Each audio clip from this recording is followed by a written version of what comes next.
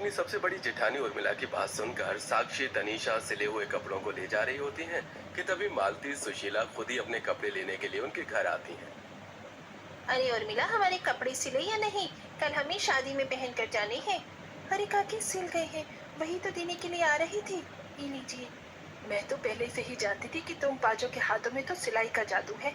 और जादू पूरे गांव में तुम पांचों से अच्छी सिलाई कोई कर ही नहीं सकता। ये लो तुम्हारे सिलाई के पैसे। आप दोनों खड़ी क्यों हैं? बैठिए। जाओ उर्मिला बहू, इनके लिए चाय बना लाओ। अरे नहीं नहीं, इसकी कोई जरूरत नहीं है। हमें तो आपके घर में आने से भी डर लगता है। बुरा मत मानना जयंती, पर लेकिन आपका घर किसी पुरानी गुफा से कम नहीं है। जब देखो कहीं ना कहीं से मिट्टी ही गिरती रहती है। हाँ नहीं तो क्या, आखिरकार कब तक आप लोग इस घर में रहेंगे? मैं तो कह रही हूँ उधार लेकर ही अपना घर बनवा लो। क्या पता कब आपका घर मिट्टी की तरह से ढह जाए।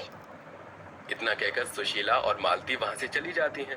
उन दोनों की बातें सुन पांचों बहुएं एक दूसरे की शक्ल देखने लगती हैं। अब तो आसपास के लोग भी हमारे इस घर का मजाक उड़ाने लग गए हैं माँ जी। हमें अपने घर की मरम्मत करवा लेनी चाहिए। पर कैसे?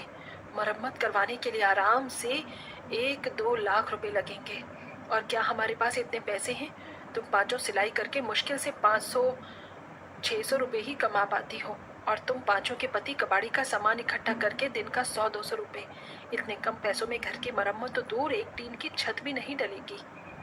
अपने घर की हालातों से वाकिफ पांचों बहुएं अपनी सास से ज्यादा कुछ नहीं कहती और वापस अपने घर के कामों में लग जाती हैं। आज बहुत जोरों की भूख लगी है, जल्दी से खाना लगा दो।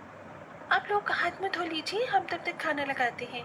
उर्मिला साक्षी जैसे ही चूल्हे के पास खाने के लिए जाती हैं तो देखती हैं कि उनके खाने के बर्तन के पास दो कौवे बैठकर उनके बनाए हुए खाने को खा रहे हैं। हे भगवान, हमारे घर में ये कौवे कैसे आ गए? चलो भागो यहाँ से। साक्षी के भगाने पर वो दोनों कौवे चूल्हे के पास बनी दीवार के छेद में से उड़कर बाहर चले जाते हैं। वैसे ही घर में राशन नहीं था, इतनी मुश्किल से खाना बनाया था और इन कौवों ने भी खाना खराब कर दिया। दीदी, इसमें कौवे की भी क्या गलती है? गलती तो हमारे इस घर की और रसोई की ऐसी हालत की है जहाँ हर जगह दीवारों और छत में छेद हो रही हैं। आज तो बस एक कौवे ही आए थे, कल कुछ जानवर पक्षी भी आ सकते हैं। कौवे के खाना झूठा करने की वजह से सभी लोग उस रात खाली पेट ही सो जाते हैं। लेकिन सोना भी इस गरीब परिवार की किस्मत में नहीं था। थोड़ी देर में तेज आंधी हवाएं चलने लगती हैं और छत और दीवारों के छेद से मिट्टी और बारिश भी आने लगती है।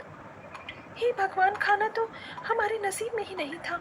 कम से कम 2 पल की चैन की नींद तो नसीब होने देता।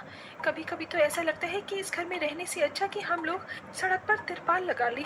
2 पल की चैन की नींद तो सो सकेंगे। जहां आसपास के घरों में लोग चैन की नींद सो रहे होते हैं, वहीं ये पूरा परिवार आधी रात में उठकर घर की दीवारों और छत से मिट्टी और पानी को आने से रोक रहे होता है। आए दिन और हर मौसम में इस परिवार को इस टूटे हुए घर और रसोई की वजह से ऐसे ही मुसीबत का सामना करना पड़ता था। दिन में तीसरी बार झाड़ू लगा रही हूँ, लेकिन ये कतरन है कि हर जगह से निकली जा रही है। घर में वैसे भी सिलाई से ढेर सारी कतरनें जमा हो गई हैं। एक काम करते हैं, शाम को इस बोरे में इकट्ठा करके कूड़ेदान में फेंकाएंगे। पांचों बहुएं मिलकर सारे कतरनों को इकट्ठा करती हैं और उन्हें बोरे में भर लेती हैं। लेकिन जैसे ही वो लोग कतरन को फेंकने के लिए बाहर जाती हैं तो बाहर बहुत जोरों की बारिश शुरू हो जाती है। बारिश तो बहुत तेज हो रही है।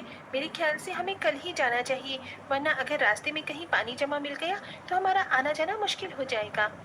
पांचों बहू कतरनों से भरी बोरी को घर के कोने में रख देती हैं। अगले दिन होते ही वो जैसे बोरी को फेंकने के लिए जाती हैं तो उनके पड़ोस में रहने वाली माधवी नाम की एक बूढ़ी औरत उनके पास आती है। लगता है तुम लोग